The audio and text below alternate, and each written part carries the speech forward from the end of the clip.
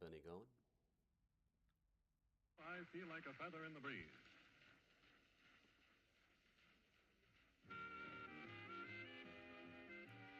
All right, there we go.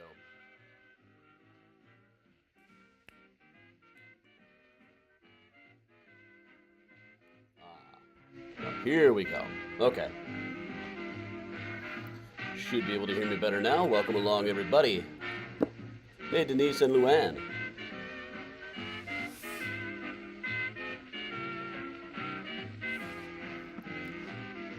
Hey, Karen. Hey, Sarah. Hey, Jeanette. Hey, Susan.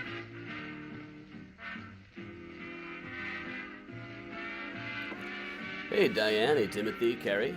Kathy. Morning, everybody. Working from home today. I got too many places to go later. I didn't feel like going anywhere now. Hey, Larry. Hey, Sherry. Also, I had too much work to do on tonight's tour. Tonight's a big one. There's a lot of stories to cover, a lot of history to cover. There's a lot of backup stuff to cover. A lot of necessary sidebars. It's a very involved tour, this new one tonight. I think it's also important stuff to be thinking about. Morning, Vicky. Hey, Beth. Hey, Kathleen.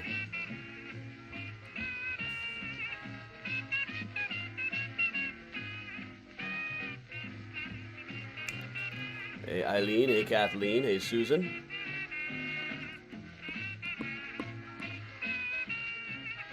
I won't be working from home much of today. I got other places to go and stuff to do. Hey, Lenora. Hey, Mona. Hey, Ava.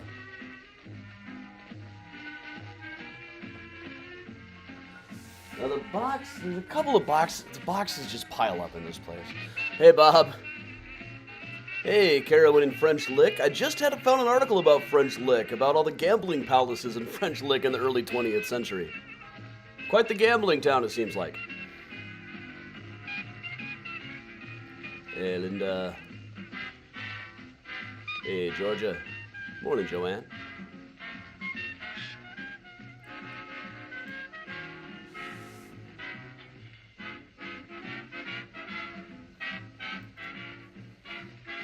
Hey, Jennifer.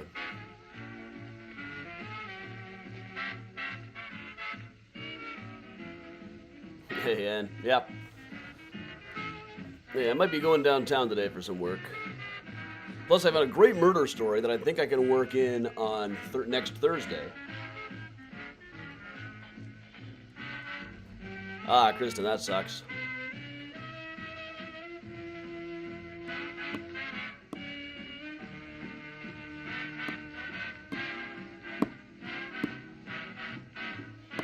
Hey, Mary. Morning, everybody, and welcome along. Today actually covers quite a bit. We'll actually tie in a little bit to tonight's tour. Tonight's a brand new one. Very excited about this one. It's a grim one. It's not as funny as I sometimes get, just by nature. But it's been really interesting research.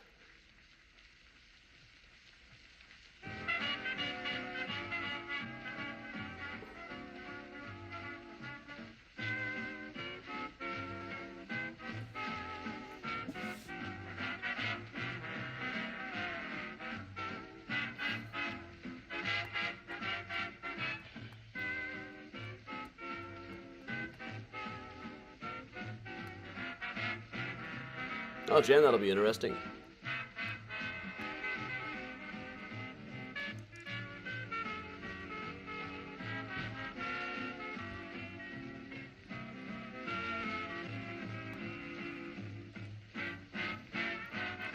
Yeah, I gotta keep reminding myself we're doing Wednesdays this week. I'm gonna put out a MailChimp thing on the mailing list in a minute. Just as a reminder, I think this is a pretty big one. It's an important one. It's one that I maybe shouldn't have done on a Wednesday or an off week. Especially considering there's another new one coming up next week. And that'll be at 7 o'clock. But after that, we're pretty much back to the normal schedule. At least for a while.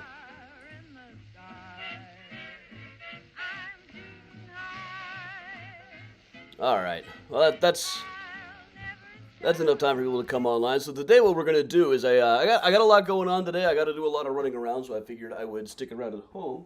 Oh, hey, Miles. Hey, Miles. Here we go. Miles is going to join us now to continue on our saga of Mike Smith's and I's excellent adventure up through the North Country.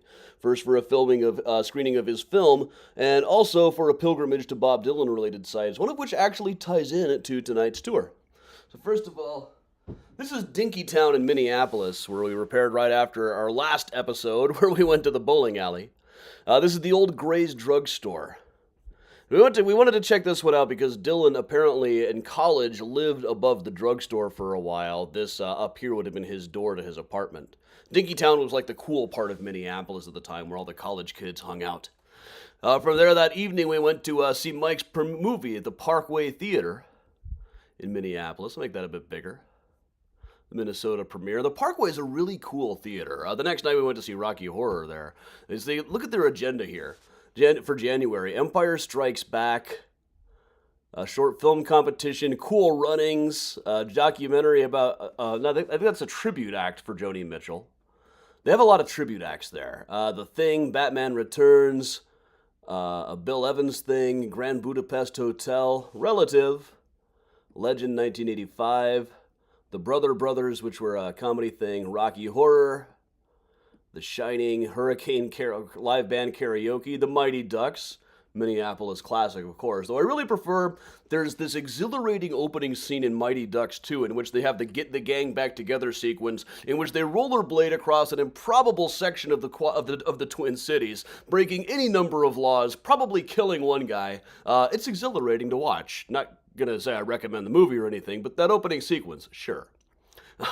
Met up with a handful of other people from the Bob Dylan community, went to Mike's movie screening, and then it's a little colder here than it is in Chicago. We're wandering the streets of Minneapolis trying to find a bar that isn't completely packed. Initially, some people said that we're going to meet up with us at an arcade bar, but it's not only packed, but then they decided not to go, so we're just wandering finding another place now. Oh, bar open. Bar open. Okay, we got it. And next morning, after crashing at the Airbnb, we were off into the North Country, going up into Duluth, Minnesota. Eventually we stopped. I do have to show off this place where we stopped, this rest area that looked like a horror movie set waiting to happen. All the snowy trees, a mysterious little garage/cabin.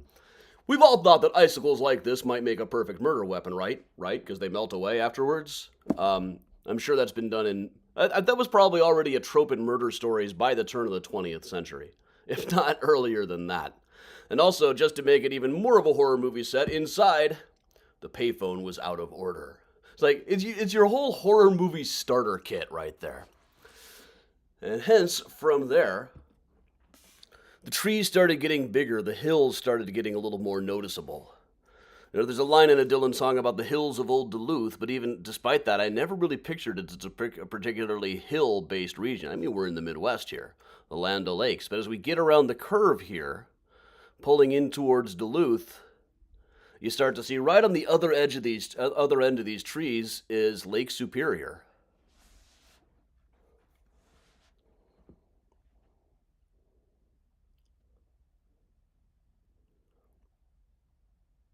Especially as you start to get into Duluth here, you see these old bridges, piles of the kind of stuff that accumulates around mines, industrial stuff, and out in front of us, these hills, all covered with houses. This is when you start to feel like you're in the town. This is when it started getting overwhelming to me. This is stuff that was clearly important to Bob Dylan's imagination and growth that I had never really pictured before, particularly when you really get into the town here. You start seeing the buildings on the trees. A lot of this would have been new from back then. He would have been driving back and forth straight on Highway 61, I think.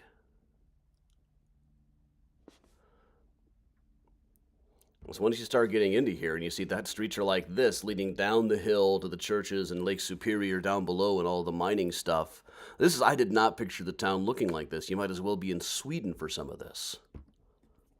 And here we are pulling onto the street where Dylan lived when he was a little kid, and continued hanging out here throughout his teenage years. This is where he would come to go to concerts and things. So this would be his street, walking right down past the church and on into the Lake Superior down at the bottom of the hill.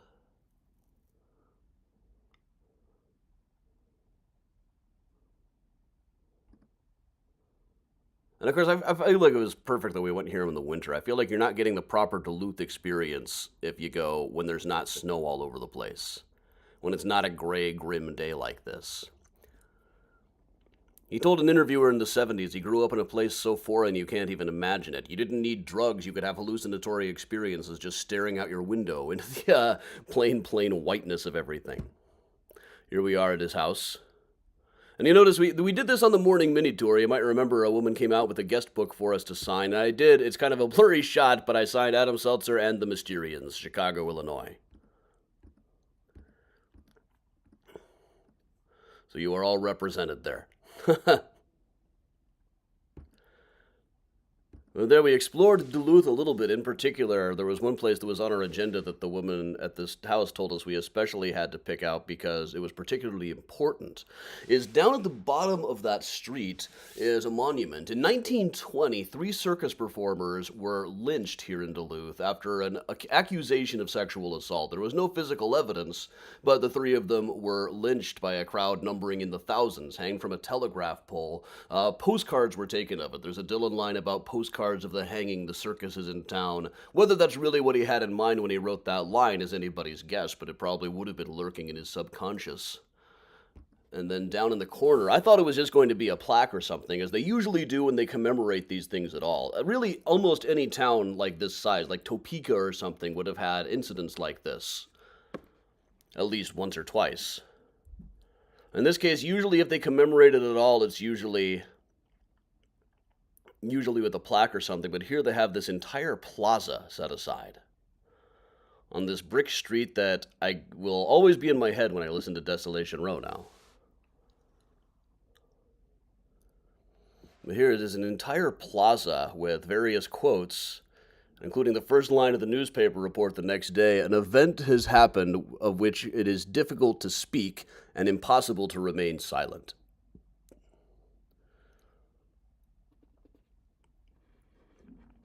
This kind of ties into tonight's presentation was, did they hang the wrong man? There are any number of instances. There were about 100 people were hanged by the neck until they were dead in Chicago in judicial hangings. And of those, I would estimate a great many at least shouldn't have been convicted. I would say a third of half to half, they at least should have commuted to life in prison. Well, that's regardless of any thoughts about the death penalty in general. There's so many stories of shaky evidence, shaky police methods. They renamed a building across the street an old ballroom after Paul Robeson, who appeared there.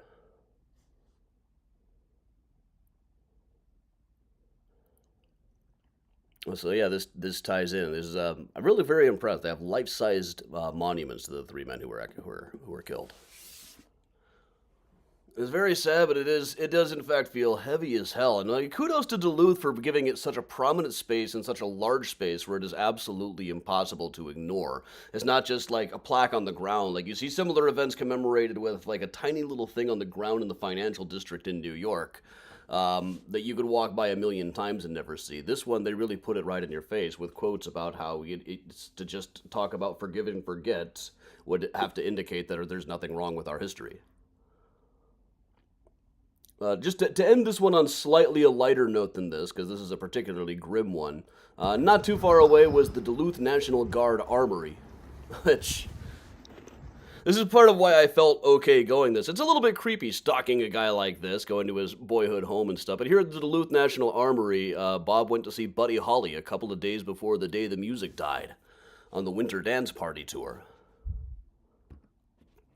And it was so impressed by it that when he accepted Album of the Year 25 years ago, almost 40 years after the event, he went on stage and said, I saw Buddy Holly a few days before he died. I was 3 feet away and he looked at me. Wrote that into his Nobel Prize acceptance speech, too, that he felt like something had been transmitted to him by Buddy Holly. So Bob can be a bit of a crazy fanboy himself, I suppose. But all right, everybody. So tonight at 8 o'clock... We're doing our usual Thursday tour on Wednesdays this week. I'll send out a reminder about that. But then tomorrow night, of course, you can swing over to Chicago for Chicagoans and check Mandy Crypt doing a live presentation about the Levy District and brothels in Chicago.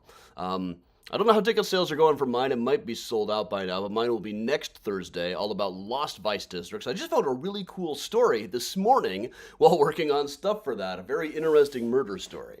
Do you know you used to be able to send a 7-year-old to pick up your morphine for you? You could. So, wrong button.